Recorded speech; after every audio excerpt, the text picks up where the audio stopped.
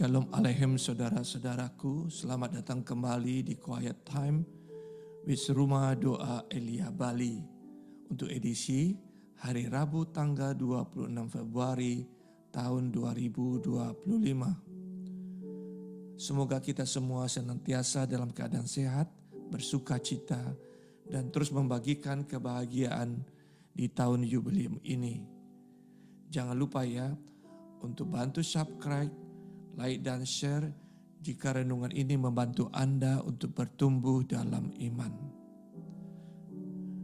Saudara-saudari, tema renungan kita hari ini adalah kebijaksanaan dalam pelayanan dan mengatasi rasa cemburu dalam iman. Saudara-saudara, hari ini kita merenungkan ajaran dari kitab Putra Sirak bab 4 ayat 11 sampai 19. Sebuah kitab yang termasuk dalam literatur kebijaksanaan dalam Perjanjian Lama. Kitab ini banyak berbicara tentang aspek kehidupan yang berhubungan dengan kebijaksanaan, moralitas, dan takut akan Tuhan. Kebijaksanaan dipersonifikasikan sebagai sesuatu yang harus kita cari, yang harus kita cintai dan kita taati agar hidup kita diberkati. Meskipun kadang harus melalui jalan yang berbelok-belok sebagai ujian. Kitab ini mengajarkan bahwa barang siapa yang menyimpang dari kebijaksanaan akan mengalami konsekuensi dari pilihan yang menjauhkannya dari jalan kebenaran, yaitu kebinasaan. Ajaran kebijaksanaan ini direfleksikan dalam kisah Injil Suci menurut Markus bab 9 ayat 38 sampai 40 yang kita renungkan hari ini, di mana Yohanes sebagai murid Yesus merasa tidak nyaman ketika melihat seseorang yang bukan bagian dari komunitas, bukan dari kelompok murid-murid Yesus, mengusir setan dalam nama Tuhan Yesus.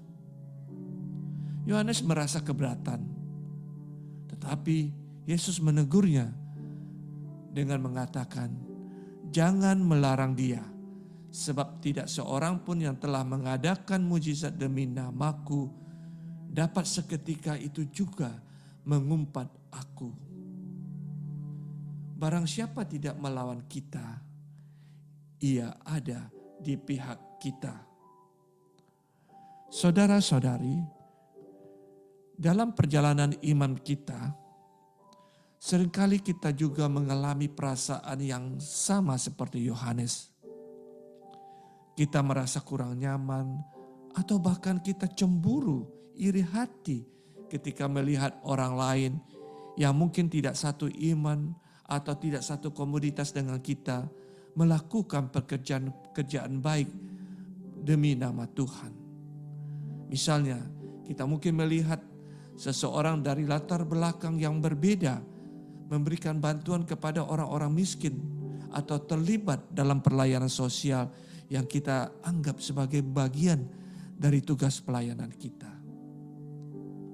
Rasa iri bisa muncul ketika kita merasa bahwa orang lain mendapat pengakuan lebih atas perbuatan baik mereka.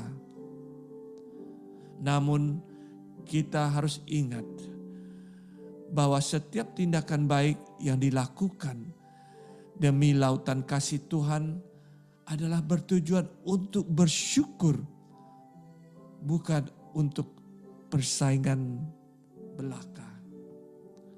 Kita ingin terlihat lebih hebat dan istimewa di mata orang-orang. Kita ingin merasa menjadi satu-satunya yang berhak atas pelayanan yang kita lakukan. Namun Tuhan Yesus mengingatkan bahwa pelayanan kepada Tuhan bukanlah hak istimewa kelompok tertentu, melainkan sebuah panggilan bagi setiap orang yang mencintai kebaikan dan keadilan. Saudara-saudara, Kebijaksanaan sejati mengajarkan kita untuk bisa menerima dan menghargai pekerjaan Tuhan yang dilakukan oleh siapapun juga, tanpa rasa iri atau cemburu. Santo Agustinus pernah berkata, kebijaksanaan sejati adalah mengenali bahwa semua kebaikan itu berasal dari Tuhan, bukan dari kita sendiri. Maka, saudara-saudara, jika ada orang lain yang melakukan kebaikan dalam nama Tuhan, kita seharusnya bersyukur dan bersukacita, bukan merasa tersaingi dan terancam. Pelayanan kita bukanlah untuk kemuliaan diri kita sendiri, melainkan untuk memuliakan nama Tuhan. Kita dapat menjaga hati kita dengan selalu mengingat bahwa setiap tindakan baik yang kita lakukan adalah bagian dari rencana Tuhan yang lebih besar dalam hidup kita. Dengan berdoa, dengan bersikap rendah hati, dan bekerja sama dengan orang lain tanpa iri hati, kita dapat memastikan bahwa pelayanan kita tetap murni dan tulus demi kemuliaan Tuhan. Jangan biarkan rasa cemburu atau keinginan untuk menjadi satu-satunya yang layak melayani Tuhan menjadi menghalangi kita dari bertumbuh dalam iman. Iman kebijaksanaan mengajarkan kita untuk melihat bahwa pekerjaan Tuhan jauh lebih besar daripada batas-batas yang kita buat, sekat-sekat yang kita buat.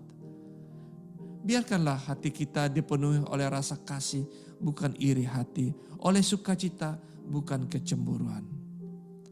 Semoga kita semua menjadi murid-murid Kristus yang bijaksana, yang rendah hati dan bersukacita atas setiap kebaikan yang dilakukan dalam nama Tuhan.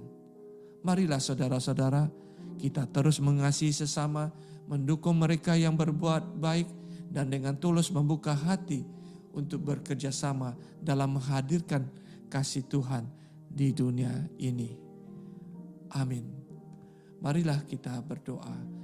Dalam nama Bapa dan Putra dan Roh Kudus. Amin. Allah Bapa sumber cinta dan kebahagiaan, kami sungguh bersyukur bahwa berkat santapan tubuh dan darah Putramu Yesus yang kami sambut, semoga kami dapat menjadi teladan kebijaksanaan-Mu dalam kehidupan kami sehari-hari. Dengan pengantaran Kristus Tuhan kami. Amin. Dalam nama Bapa dan Putra dan Roh Kudus. Amin. Tuhan memberkati.